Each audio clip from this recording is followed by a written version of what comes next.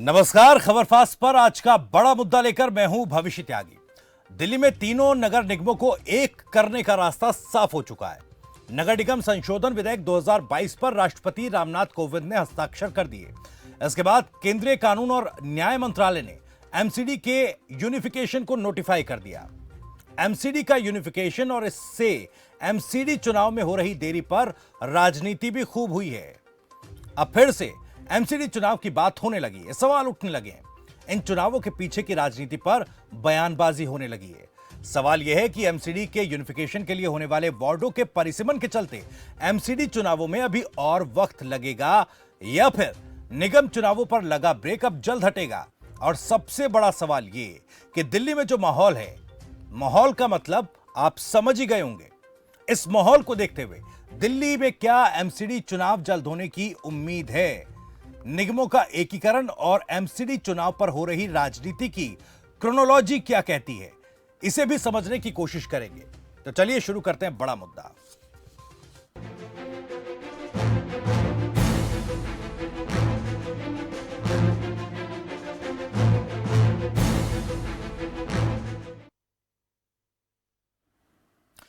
MCD के unification पर दिल्ली के डिप्टी सीएम मनीष सिसोदिया ने फिर से वही बात दोहराई है।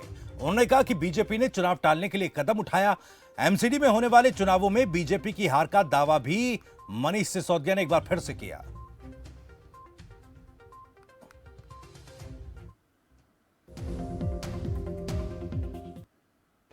दिल्ली साफ कैसे होगी, सफाई कर्मचारियों को तनख्वाहें कैसे मिलेंगी, एमसीडी का भ्रष्टाचार कैसे दूर होगा, कोई आदमी अपना मकान बनाता है तो वो कैसे दूर होगा, इन सब का कोई समाधान तो निकलता दिख नहीं रहा। लेकिन इतना ज़रूर दिख रहा है कि जो भारतीय जनता पार्टी चुनाव में बुरी तरह से हार रही थी, उसने चुनाव खिसकवा दिए हैं, ये उन्होंने कर लिया है। तो संजय राउत ने भी इस पे बोला है कि एमसीडी चुनाव जीतने के लिए ये सब करवाया जा रहा है। हार तो वही अब बात माहौल की, जिसका जिक्र मैंने अपने ओपनिंग रिमार्क में भी किया। दरअसल शिवसेना के राज्यसभा सांसद संजय राउत ने दिल्ली में मौजूदा माहौल और एमसीडी चुनाव दोनों को जोड़कर एक बयान दिया है। जरा ये भी सुनिए।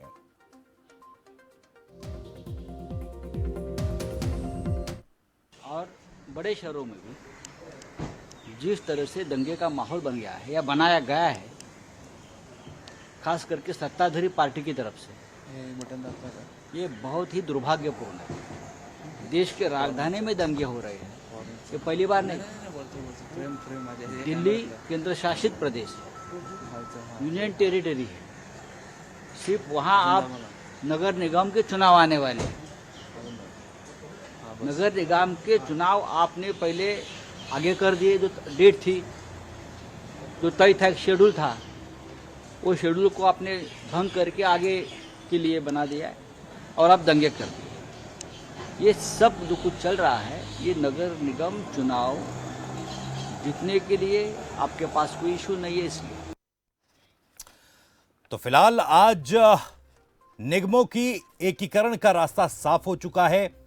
नगर निगम संशोधन विधेयक 2022 पर राष्ट्रपति के हस्ताक्षर हो चुके हैं और मंत्रालय की तरफ से इसे नोटिफाई भी किया जा चुका है। लेकिन जिस तरह से लगातार आम आदमी पार्टी ये कह रही है कि चुनाव में, एमसीडी चुनाव में हार की वजह से, हार को देखते हुए बीजेपी की सरकार ने यह फैसला किया है, इससे ना भ्रष्टाचार खत्म होगा, ना ही नगर निगम की बेहतर जो कार्यप्रणाली है वो बेहतर होगी। साथ ही संजय राउत ने जो बयान दिया, उन्होंने सीधे तौर पर दिल्ली हिंसा को एमसीडी चुनाव से जोड़ दिया। इसी मुद्दे पर चर्चा करने के लिए कुछ खास मेहमान हमारे साथ जुड़ गए हैं। शुभेंदु शेखर अवस्थी, प्रवक्ता बीजेपी, हमारे साथ हैं। प्रेम चौहान, प्रवक्ता आम आदमी पार्टी, और आरबी उपाध्याय, वरिष्ठ पत्रकार, हमारे साथ जुड़ गए हैं। सबसे पहले सभी का बहुत बहुत स्वागत है खबर फास्ट पर। आरबी उपाध्याय जी, आपसे चर्चा की शुरुआत कर रहा हूं। दिल्ली में फिलहाल तो नोटिफिकेशन जारी हो गया है निगमों के एकीकरण का। अब क्या लगता है किस तरफ ये राजनीति जा रही है? और पहले मुझे तकनीकी तौर पर समझाइएगा कि अब क्या और एमसीडी चुनावों में वक्त लगेगा, क्योंकि वार्ड बंदी होनी है, परिसीमन होना है, ये और इसमें समय जाएगा, या फिर जल्द ही अब एमसीडी के चुनाव होंगे? देखिए, भविष्य अभी टाइम लगेगा। नोटिफिकेशन जारी हो गया, अब इसके बाद में परसीमन होगा। परसीमन होने के बाद में कुछ सीटें घटेंगी, बढ़ेंगी जी। तो उसमें समय लगना स्वाभाविक है। और दूसरा जो एकीकरण की प्रक्रिया है, आप देखेंगे अभी नाम मांगे गए हैं भी किस निगम में कितने एम्प्लॉय हैं, जी। तो इनकी सीनियरिटी क्या होगी।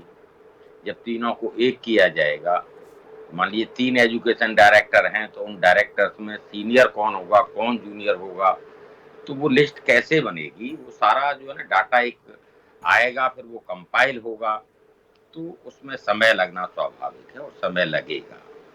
रहा तीनों एमसीडी को एक करने का, देखिए इससे पहले भी तीनों एमसीडी एक थी, ये भविष्य, लेकिन विकेंद्रीकरण किया गया जी। कि शायद एमसीडी की कार्य व्यवस्था में कुछ सुधार हो, 3 एमसीडी होंगी तो ज्यादा कुछ विकास हो पाएगा, लेकिन जो एक्सपीरियंस रहा वो ठीक नहीं रहा। तीनों निगम अलग अलग विभाजित होने के बाद आप देखेंगे खर्चे बढ़ गए, और कुछ निगमों के पास पैसा या इनकम ठीक थी और कुछ निगमों की इनकम बहुत कम थी, तो वो अपने खर्चे नहीं चला पा रहे थे, सैलरी नहीं दे पा रहे थे, और बड़ा एक अफरा तफरी का माहौल कहीं ना कहीं निगमों में देखने को मिल रहा था, और कर्मचारी उससे सफर कर रहे थे। तो ऐसी सिचुएशन में सरकार को इन सबको एक करने की जो कवायद है वो शुरू करनी पड़ी, जिससे कि ये ना हो कि भी एक निगम के पास पैसा है, दूसरा बिल्कुल कंगाल है, तो सब मिलके जब एक हो जाएंगे तो मैं समझता हूँ फाइनेंशियली मजबूती आएगी, और जो खर्चे हैं वो भी कुछ कम होंगे। जी। वनस्पति 3 नगर निगमों के जब एक निगम चलेगा तो उसके खर्चे स्वाभाविक है वो कुछ कम देखने को मिलेंगे। अब देखिए राजनीतिक जो पार्टियां हैं वो अपने अपने तरीके से नैरेटिव सेट करने की कोशिश करती हैं, और करना भी चाहिए, भी राजनीति कर रही हैं, और राजनीति में और जंग में सब कुछ जायज है। हार जीत देखिए अपना एक अलग मैटर है। दिल्ली में जो परिस्थितियां हैं वो किसी से छुपी नहीं है। निगम की कार्य पद्धति, सवाल उठाए जाते रहे, सवालिया निशान लगते रहे हैं, जी। और निगम कहीं ना कहीं एक भ्रष्टाचार का अड्डा बन चुका है, ये भी कहने में कोई गुरेज नहीं है। माननीय प्रधानमंत्री का सपना था स्वच्छ भारत अभियान जो उन्होंने चालू किया था, लेकिन एमसीडी ने उसमें कोई बहुत अच्छा रोल प्ले नहीं किया। जी। दिल्ली में जगह जगह कूड़े के ढेर, गंदगी का अंबार, और भ्रष्टाचार की तो कोई सीमा थी नहीं। काउंसलर हर लेंटर पर पैसे ले रहे हैं, हर काम में पैसा। तो कोई भी एक काम कराना है निगम में तो उसकी एवज में आपको पैसा देना पड़ेगा। तो जनता भी इन सब चीजों से कहीं ना कहीं आगे जा चुकी है, और वो चाहती है कि भी कहीं निगम की जो कार्य व्यवस्था है इसमें सुधार हो, जो भ्रष्टाचार है ये खत्म हो। तो एक अच्छा प्रयास करने की कोशिश की गई है।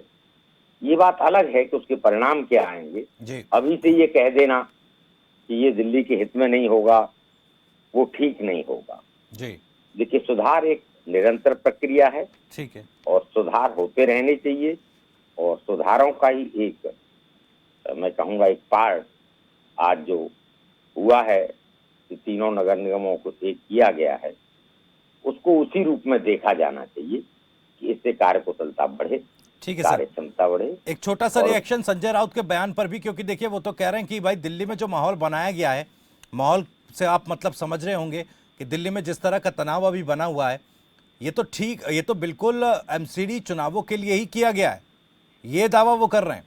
और ये तो मुफीद वक्त है एमसीडी चुनाव कराने का, उनका जो एक इशारा है वो भी समझा जा सकता है। देखिए संजय राउत का बयान अपनी जगह बिल्कुल उन्होंने दिया है, तो कुछ सोच समझ के दिया होगा, परिस्थितियों का आकलन करके दिया होगा, और उनके बयान पर मेरी टिप्पणी करना मैं नहीं समझता हूं कि कोई जायज है।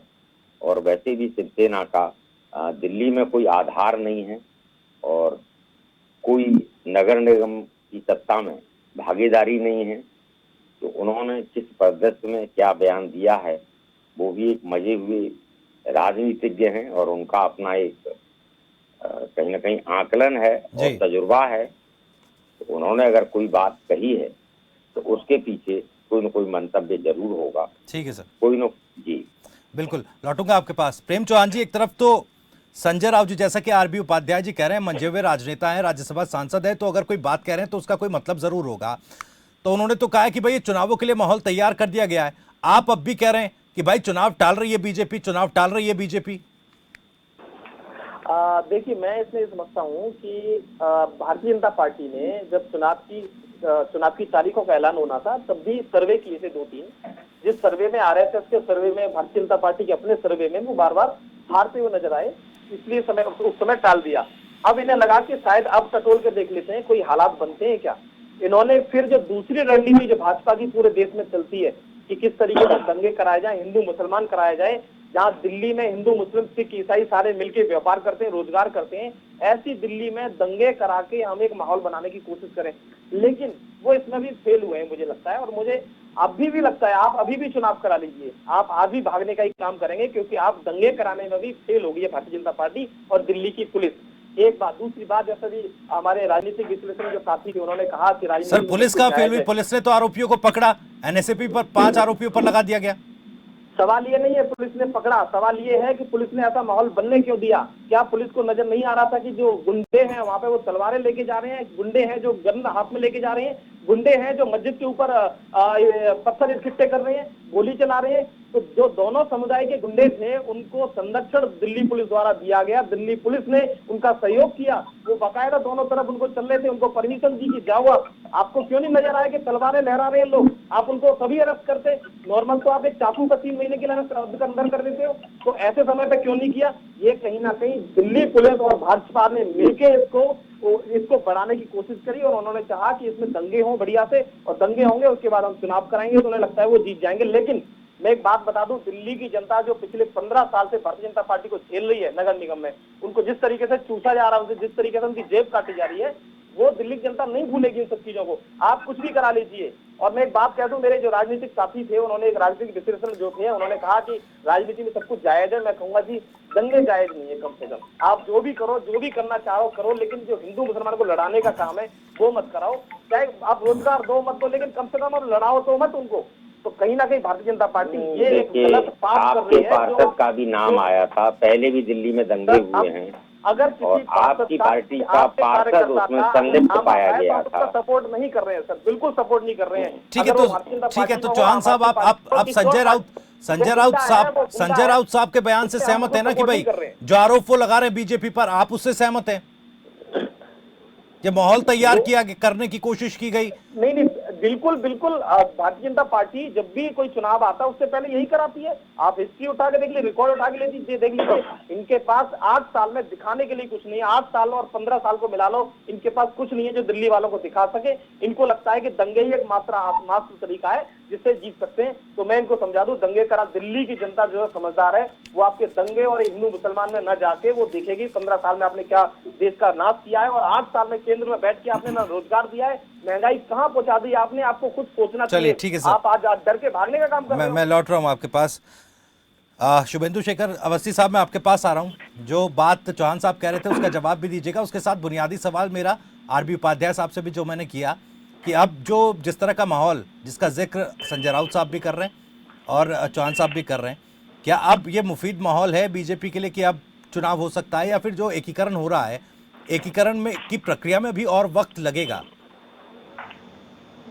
देखिए, एकीकरण में लगभग 6 महीने से 8 महीने लग सकते हैं जी, और जिनको इतना ओवर कॉन्फिडेंस है कि वो जरूर जीतेंगे तो वो अभी जीत रहे हैं, तो 7 महीने बाद भी जीत जाएंगे, 9 महीने बाद भी जीत जाएंगे।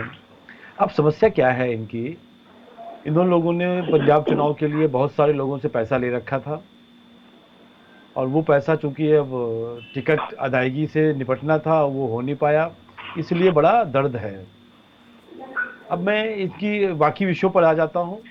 जैसा कि उपाध्याय जी हमारे बहुत पुराने अच्छा बोलने वाले, अच्छा समझदार व्यक्ति हैं, उन्होंने विषय रखा कि इस तरीके से जो ईस्ट दिल्ली निगम है वो हमेशा गरीबी में रहता था, साउथ दिल्ली हमेशा अमीरी में रहता था जिसके पास कलेक्शन ज़्यादा था, और जो एनडीएमसी है नॉर्थ दिल्ली वो लगभग मीडियाकर पोजीशन में रहता था। और तीनों निगमों की स्थिति दिल्ली सरकार के ऊपर डिपेंडेंट थी, जो केजरीवाल ने पिछले 8 सालों में आते ही पहले दिन यहाँ की पेंशन बंद कर दी, विधवाओं की, बुजुर्गों की पेंशन बंद कर दी। और चैनल पे ये नहीं कहेंगे प्रेम चौहान जी कि आते ही क्यों बंद कर दी इन्होंने। तो जब ऐसी स्थिति हुई और उनको लगा कि हम इस पे नहीं आ सकते हैं, 2017 में बहुत मजबूत थे ये, और इन्होंने कहा था कि हम सब जगह जो अभी कहानी सुना रहे थे प्रेम चौहान जी, ये केजरीवाल जी ने गली गली सुनाया था और उसके बाद भी हारे थे। जहां तक भी ये उसकी करप्शन की बात कर रहे हैं, गीता रावत जी मूंगफली वाले से 20,000 रुपए, मूंगफली वाले के माध्यम से 20,000 रुपए पर व्यक्ति से उनके छज्जे बनने की लेती थी। आज तक मनीष सिसोदिया जी के अति निकट होने के कारण आपने एक्शन नहीं लिया, क्योंकि मनीष सिसोदिया जी भी उसमें पैसा लेते हैं। मैं यहां पे खाली ये कहना चाहता हूं कि आपको दिल्ली समझ में आता है, दिल्ली के लिए आपको राजनीति समझ में आती है, और यहां आकर आपने दिल्ली के कोने कोने पर जो रोहिंग्यास फंसा दिए, उसका परिणाम है कि जहांगीरपुरी का 2 इलाके 2 ब्लॉक पूरे मुसलमानों से हो गए। और वो कौन व्यक्ति है? अंसार, जो माला डाले घूम रहा है इतने।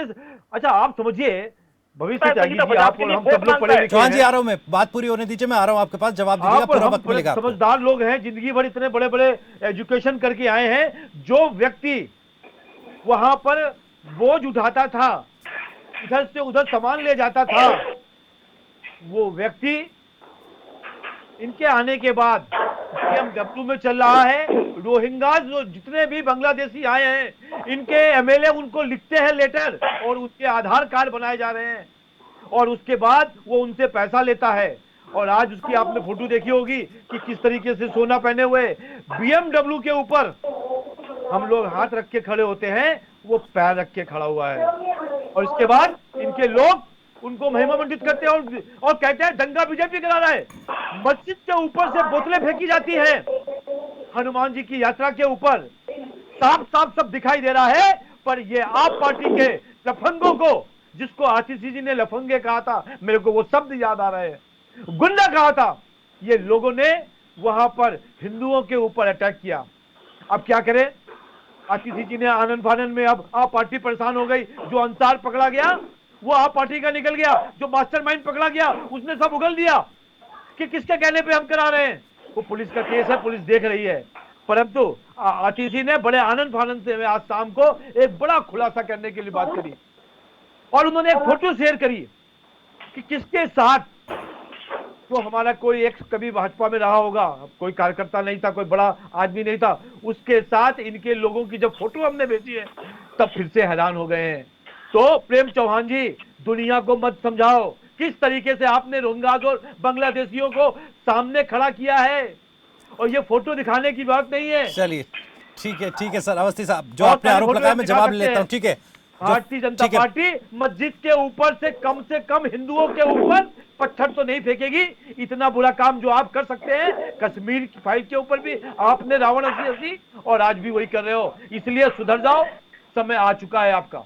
ठीक है चौहान साहब, जवाब दीजिएगा। सर, ये इतनी बेशर्मी से झूठ बोलने का काम कर रहे हैं टीवी चैनल पर बैठ के, और मैं सुन रहा हूँ, इनको भाषण नहीं है, ये टीवी चैनल है। आप तरीके से बात रखो यहाँ पे। आप जो कह रहे हो कार्यकर्ता दिल्ली में जिस तरीके से बेरोजगारी छाई हुई है ना, वो आपका कार्यकर्ता भी बन सकता है, हमारा भी बन सकता है, और आपकी फोटो भी दिख रही है किस तरीके से, और आपने हमारी फोटो दिखाई है, तो उसमें तो जाऊंगा नहीं। और मस्जिद के ऊपर किसी ने झंडा लगाया हो या मस्जिद से किसी ने हनुमान जी की यात्रा पे अगर पत्थर फेंका है, दोनों ही गुंडे हैं, दोनों ही बदमाश हैं। आम आदमी पार्टी बिल्कुल समर्थन नहीं कर रही है। एक बात आपने बात करी गीता रावत की, बताता हूँ, आपका पार्षद पकड़ा गया था इलाहाबाद बसंत कुंज से 10 लाख रुपए सीबीआई ने रेड हैंडेड किया था। एक बात।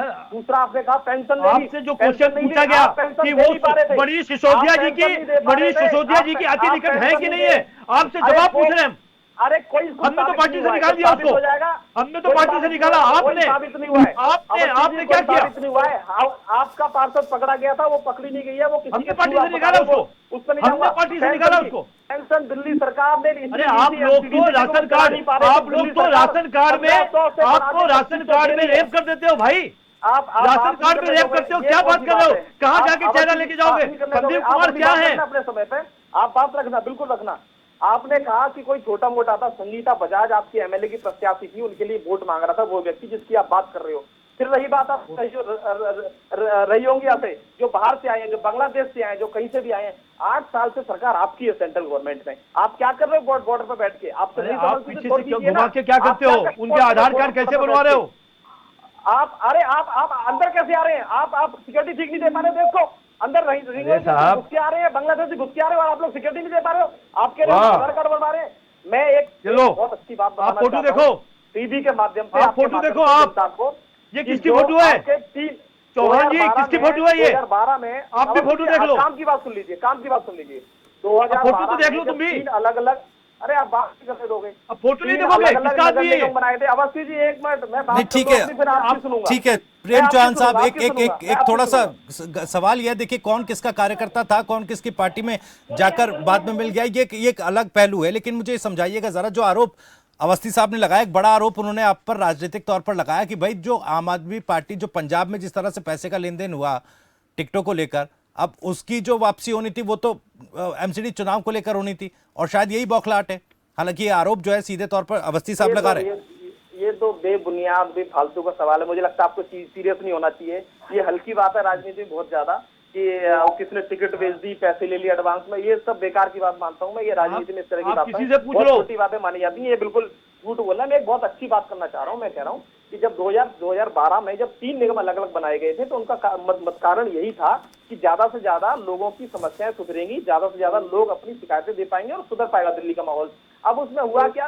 शीला दीक्षित के समय में कैसे बंटवारा हुआ, कैसे नहीं हुआ, वो तो अलग बात हो गई कि एक गरीब रह गया, एक अमीर रह गया, एक नॉर्मल रह गया। तो करना ये था इनको कि आज के समय में केंद्र सरकार पैसा देती और तीनों को बराबर सक्षम कर देती। आगे भी वही करेगी, तीनों जगह पैसा देके यही तो करेगी। लेकिन उन्होंने किया क्या कि भाई इसको खत्म कर दो, हम एक करना और अलग करना कोई फर्क नहीं पड़ता इसमें। आपको लगता है कि अगर इसमें कोई कमी थी तो आप इसमें पैसे देके सहयोग करके, जैसे मनोज तिवारी जी ने बोला था कि हम पैसे सेंटर, तो कोई प्रावधान लेके आते जिसमें पैसा डायरेक्ट देते, और आप आज एमसीडी अपने अंडर में लेना चाहते हो तब भी ले लेते, कोई फर्क नहीं पड़ता। लेकिन आपने चुनाव से भागने का काम किया है, ये गलत काम किया है दिल्ली की जनता। चौहान नहीं ठीक है सर, आप भी वही बात करें। देखिए कि चुनाव से भाग रही है बीजेपी, दूसरी तरफ आप संजय राउत साहब के बयान का समर्थन कर रहे हैं कि देखिए चुनावों के लिए माहौल बीजेपी ने तैयार कर दिया है, और जो आप पर आरोप लग रहे हैं उसे आप बेबुनियाद बता रहे हैं।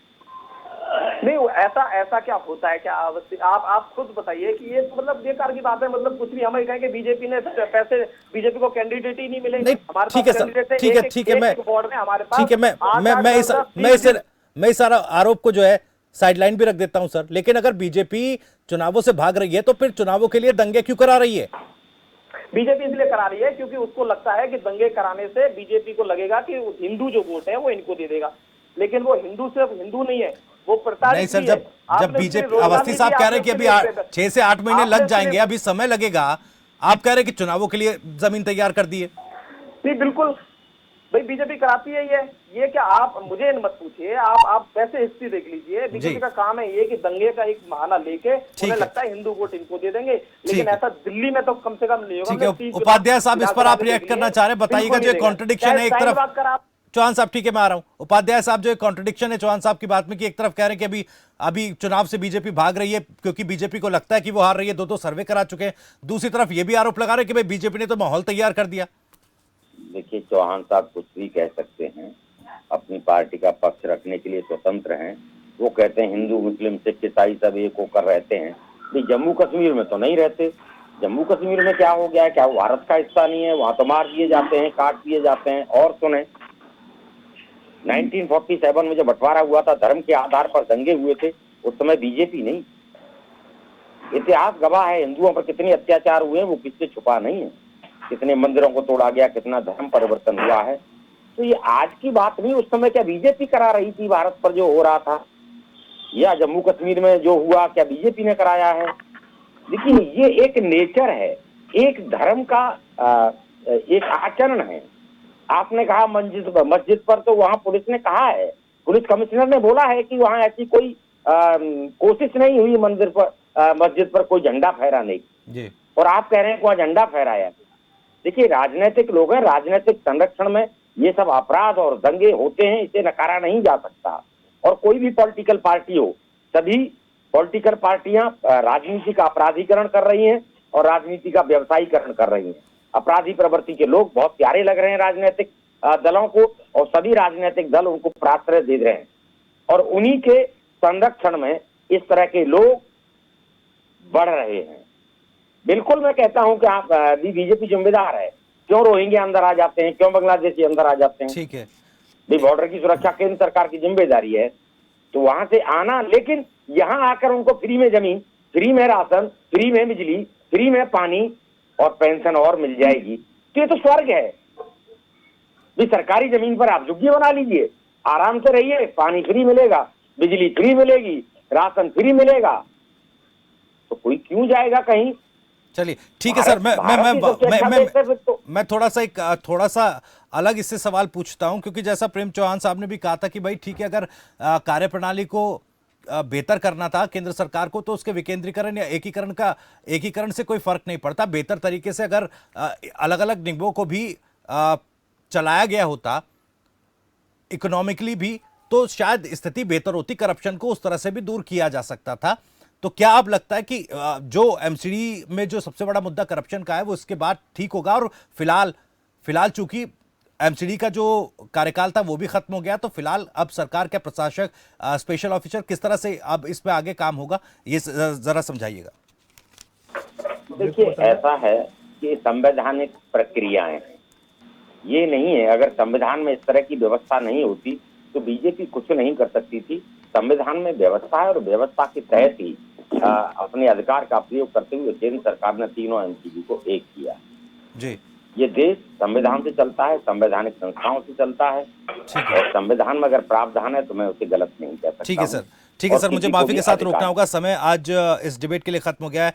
मैं शुक्रिया करना चाहूंगा आप तीनों मेहमानों का। शुभेंदु शेखर अवस्थी साहब, आपका बहुत बहुत शुक्रिया। आरपी उपाध्याय साहब, आपका बहुत बहुत शुक्रिया। और प्रेम चौहान जी, आपका भी बहुत बहुत शुक्रिया इस चर्चा में शामिल होने के लिए। तो फिलहाल दिल्ली में एमसीडी चुनावों को लेकर राजनीति तो तेज हो रही है, लेकिन एमसीडी में फिलहाल किस तरह से, क्योंकि आज उसके यूनिफिकेशन को नोटिफाई कर दिया गया है, राष्ट्रपति की मंजूरी मिल चुकी है, तो अब किस तरह से इस प्रक्रिया को, परिसीमन की प्रक्रिया को आगे बढ़ाया जाएगा और किस तरह से एमसीडी की कार्यप्रणाली को और बेहतर बनाया जाएगा, इन्हीं सवालों के साथ आज बड़ा मुद्दा में इतना ही। नमस्कार।